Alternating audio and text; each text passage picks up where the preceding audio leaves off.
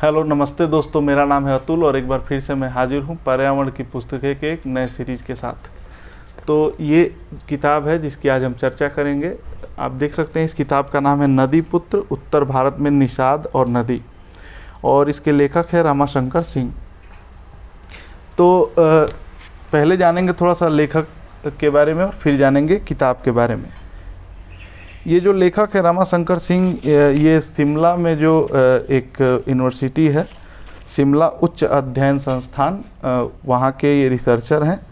और ये जो है ऐसे विषयों पर लिखते रहे हैं जो इकोलॉजी से संबंधित हैं और जो सबअल्टर्न सब्जेक्ट्स हैं उसके बारे में ये लिखते रहे हैं। इस किताब की तारीफ़ में कई सारे लोगों ने लिखा है। शेखर पाठक हैं उसमें से, बहुत बड़े इतिहासकार हैं, चिपको आंदोलन का इतिहास लिखा है इन्होंने। इसके अलावा बद्री नारायण हैं, ये भी बहुत बड़े इतिहासकार हैं। इसके अलावा GN देवी साहब हैं, ये बहुत बड़े भाषाविद हैं, उन्होंने भी इसकी तारीफ़ लिखी है।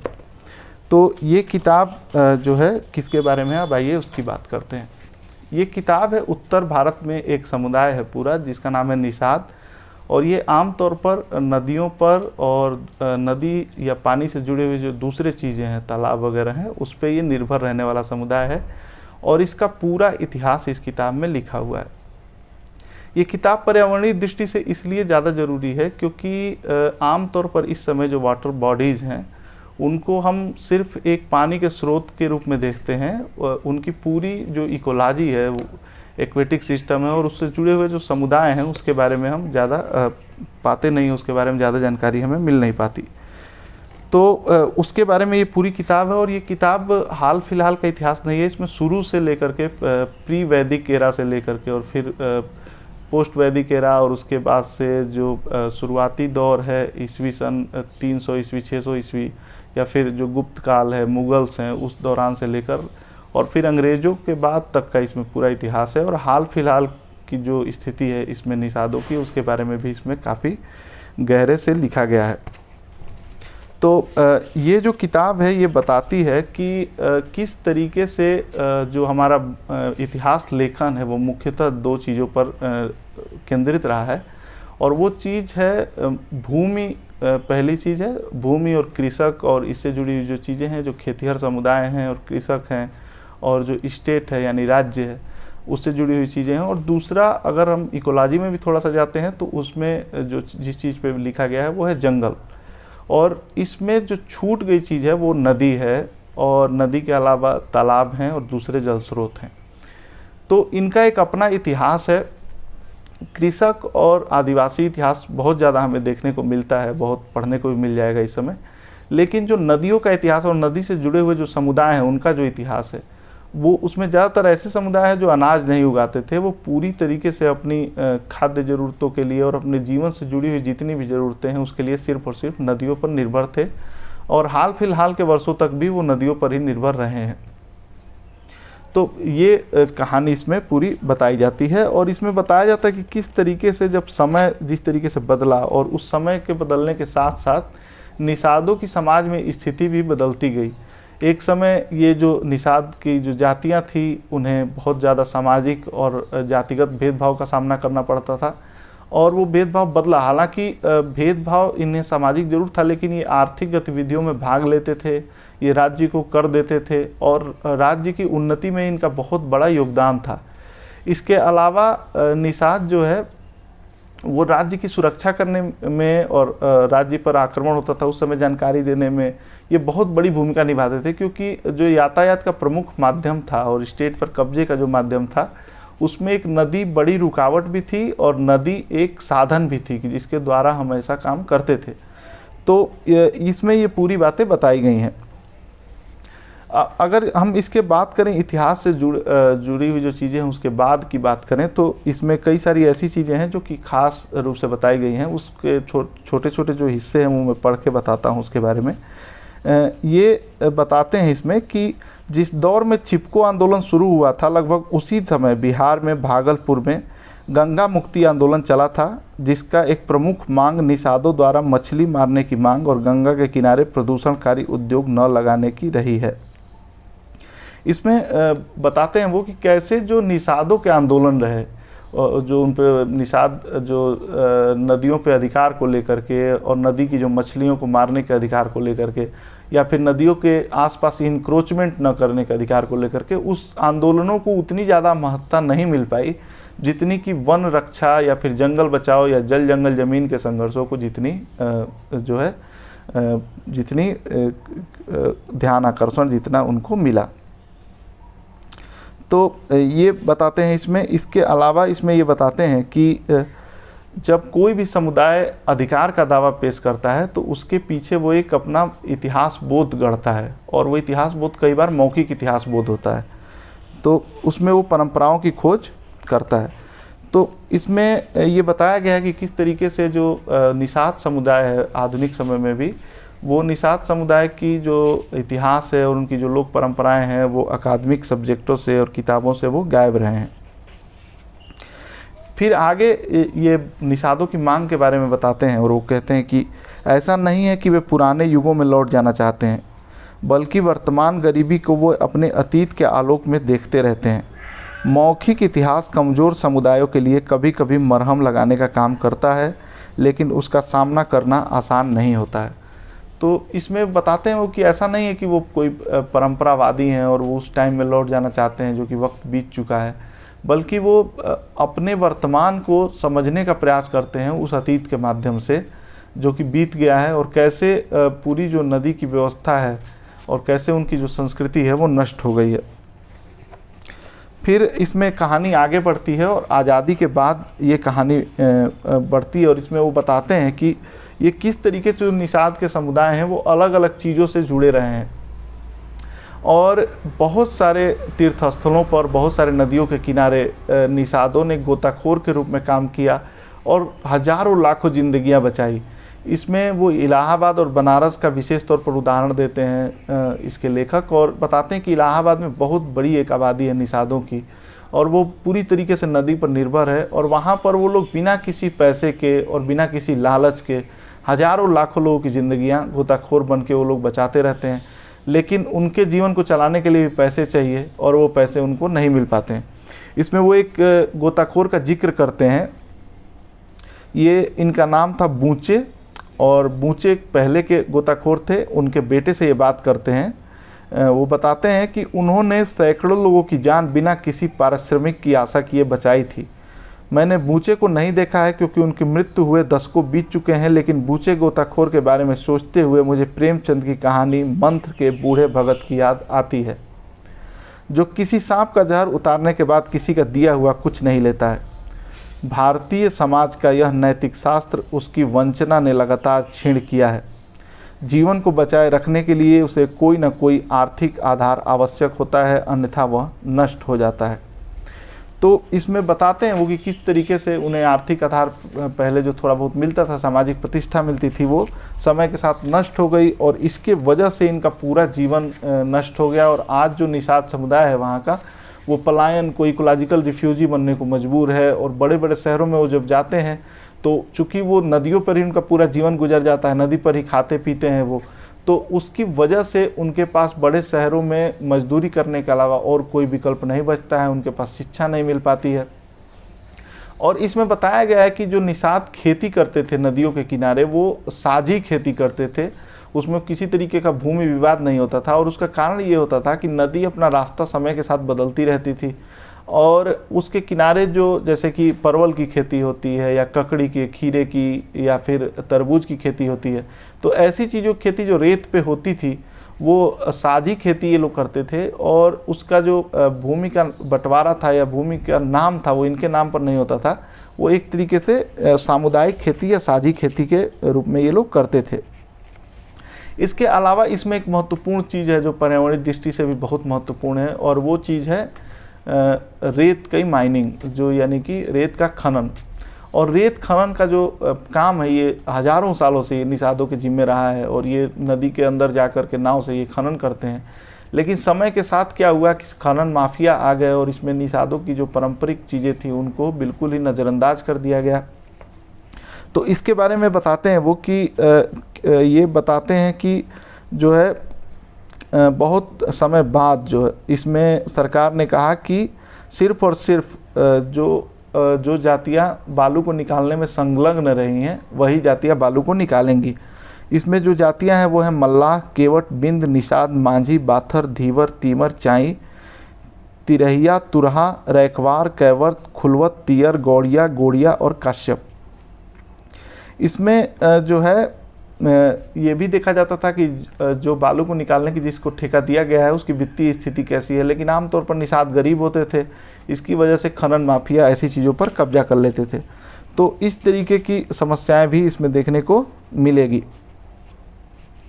तो ये फिर बाद में क्या हुआ कि जब ये खनन माफिया आ गए और इस तरह की चीज़ें आ गई तो फिर निषादों ने जो है खनन का विरोध करना शुरू कर दिया। और वो खनन का विरोध क्यों करते हैं उसके बारे में इसमें किताब में लिखा हुआ है। और ये बताते हैं इसमें कि निषाद समुदाय ने नदियों में मशीनों द्वारा बालू खनन का विरोध मात्र इसी आधार पर नहीं किया है कि इससे उनकी जीविका छिन जाएगी, बल्कि वह ये भी कहते हैं कि इससे नदी की पवित्रता नष्ट होगी। अनियंत्रित खनन मछली के अंडे देने वाली जगहों को नष्ट कर देगा और इसके साथ ही नदी में रहने वाले जीव जंतु जैसे कछुए, सांप एवं अन्य जानवरों का जीवन भी संकट में पड़ जाएगा। इसके अलावा कछार की सब्जी व फलों की खेती भी पूरी नष्ट हो जाएगी।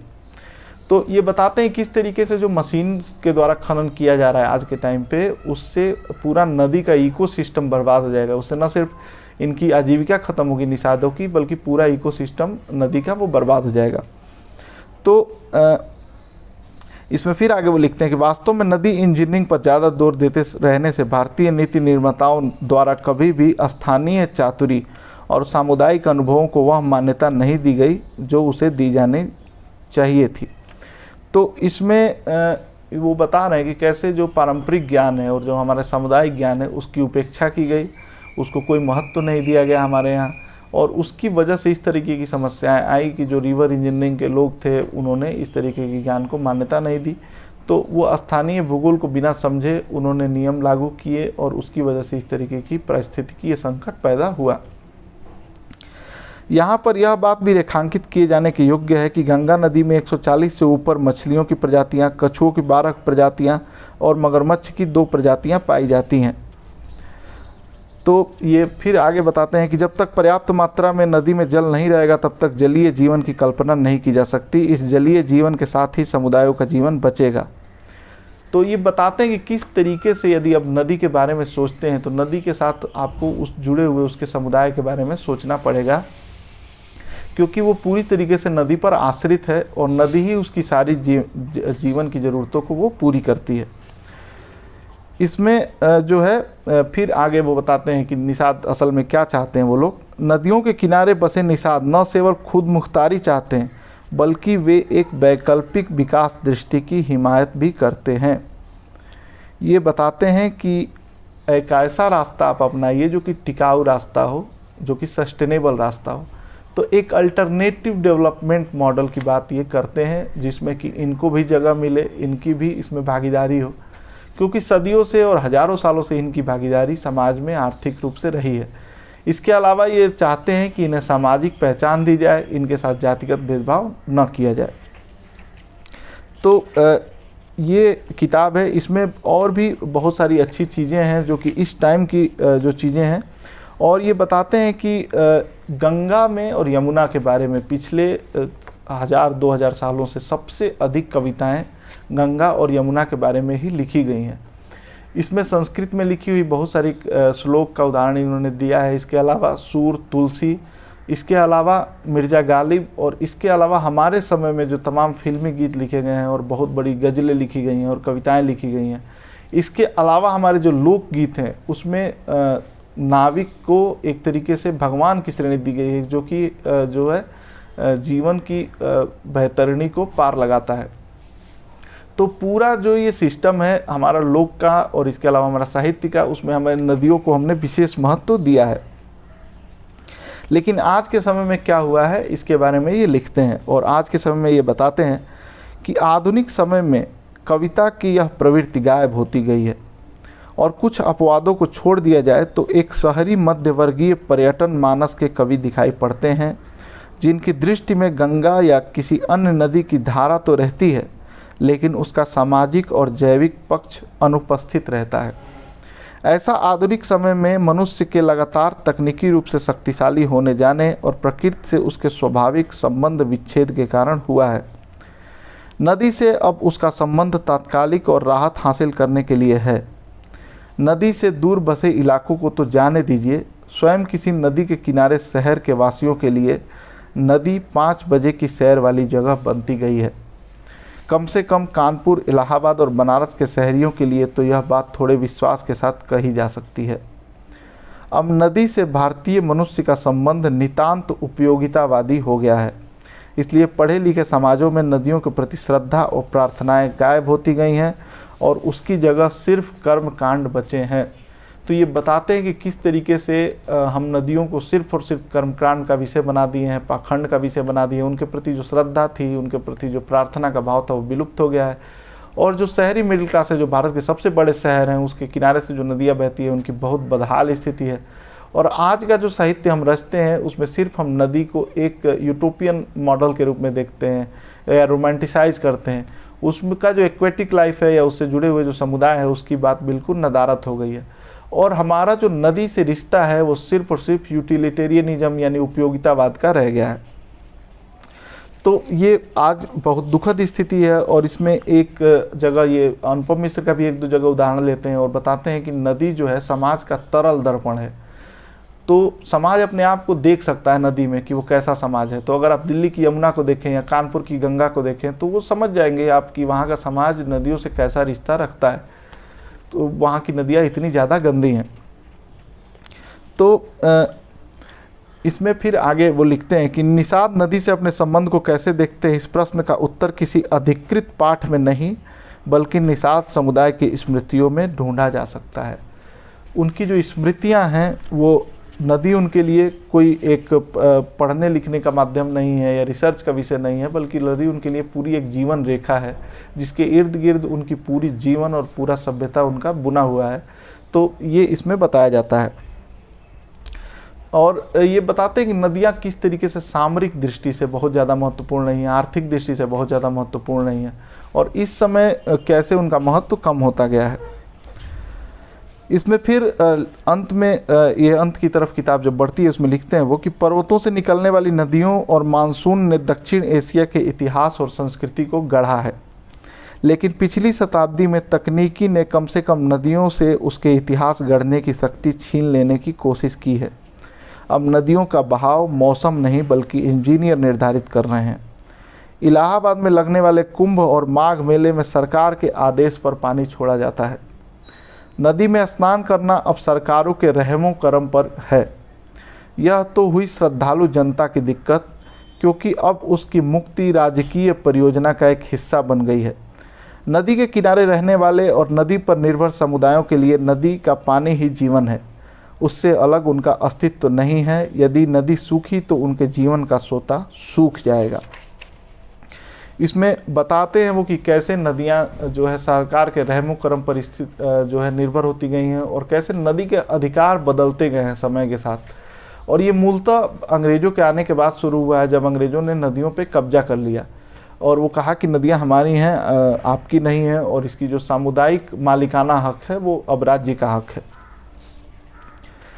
तो ये जो है इसमें बात होती है। और इस समय के पॉलिटिकल जो सिस्टम है निषादों का, विशेष तौर पर उत्तर प्रदेश का, उसमें भी बात होती है कैसे इन्होंने एक राजनीतिक शक्ति के रूप में खुद को गठित किया है और कैसे ये अपने अधिकारों की बात कर रहे हैं और कैसे अपने जो है परंपराओं की बात कर रहे हैं और कैसे पॉलिटिक्स के आज का जो पॉलिटिकल स्फीयर है उसमें अपने रेटरिक को ये बढ़ावा दे रहे हैं। तो ये किताब है नदी पुत्र। अगर ये किताब आपने पढ़ी है तो इसके बारे में कुछ हमें बताएं जो हम नहीं समझ पाए, नहीं बता पाए। इसके अलावा कोई दूसरी किताब हो जो इस तरीके के पर्यावरणीय मुद्दों से जुड़ी हुई हो तो उसके बारे में भी हमें कमेंट करके ज़रूर बताएं। आप सबका बहुत बहुत धन्यवाद।